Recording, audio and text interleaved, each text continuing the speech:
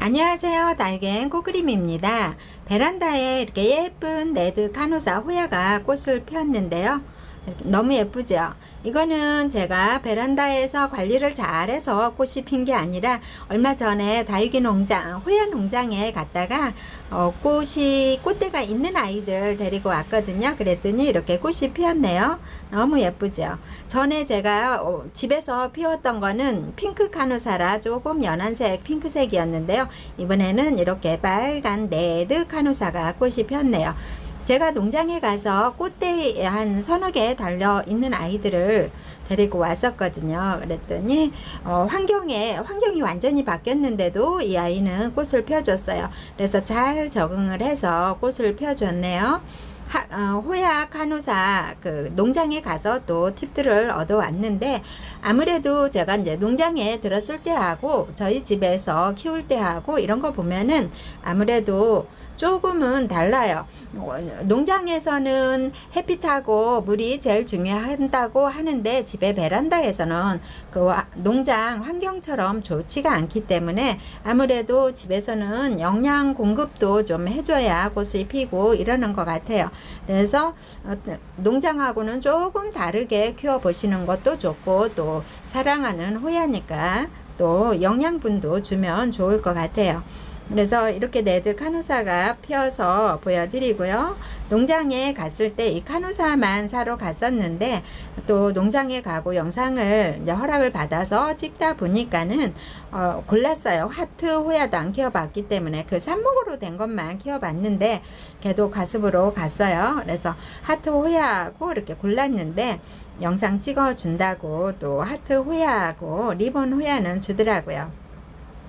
이런 아이들은 꽃대가 이렇게 있어요. 꽃대가 지금 얘는 피지는 않았거든요. 꽃몽울이 이렇게 되어져 있고, 꽃몽울이가 이제 조금 피려고 하는 아이는 이렇게 환경에 적응을 못하고 얘는 떨어질 것 같아요.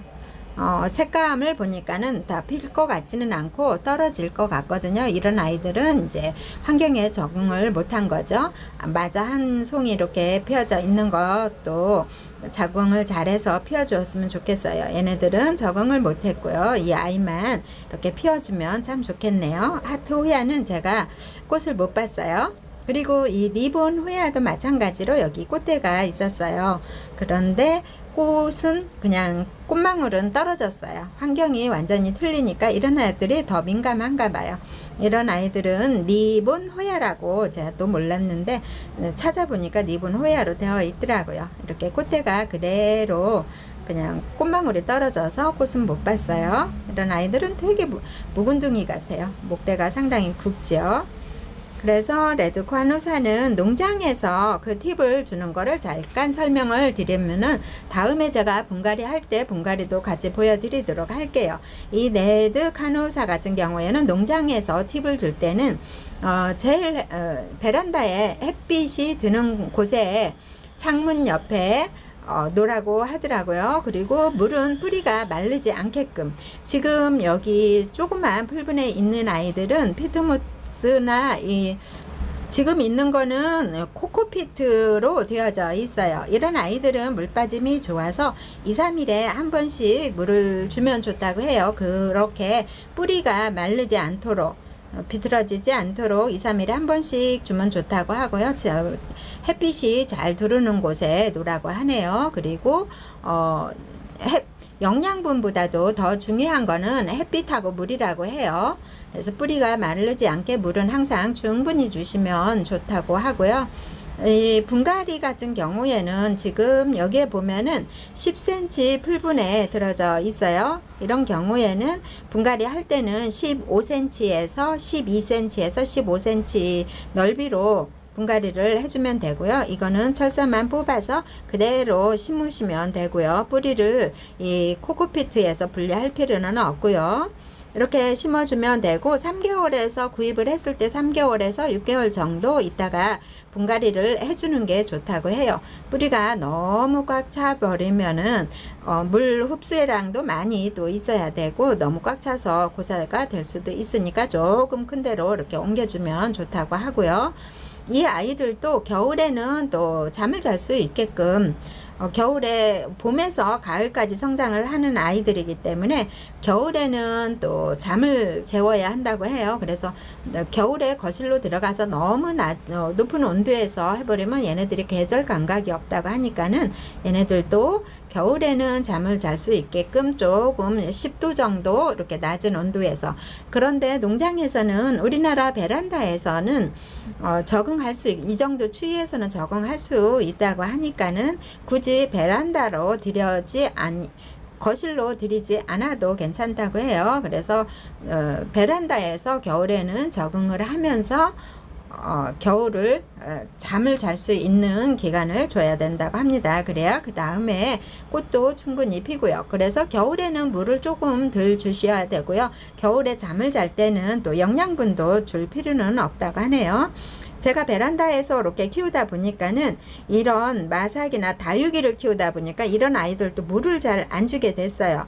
초설이나 황금마삭 이런 아이들도 물을 안 줘서 조금 비리비리하게 크는데, 이런 아이들도 또 물을 주니까는 이렇게 새순이 나오고 좋아지네요. 그래서 호야도 요즘은 제가 2, 3일에 한 번씩 물을 준답니다. 수분이 너무 많이 빠지는 것 같아요. 그래서 저희 집에 있는 호야를 꽃대가 한 3개 정도 떨어졌는데, 후두둑 떨어졌는데요.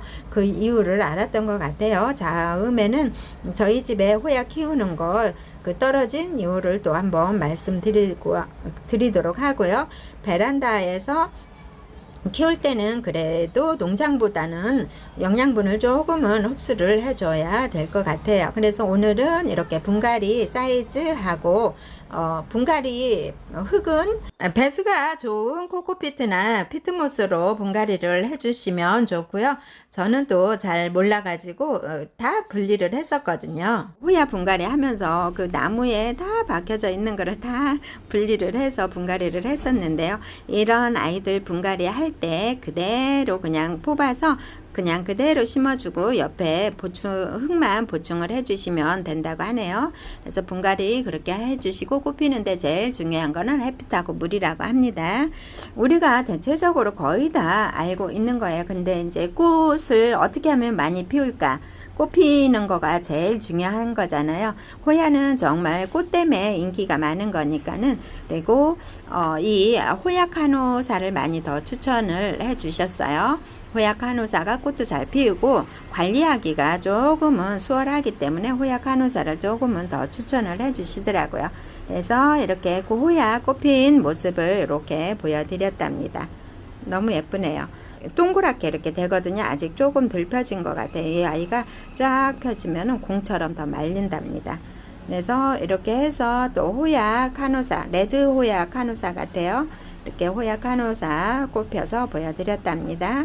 지금까지 시청해 주셔서 감사합니다.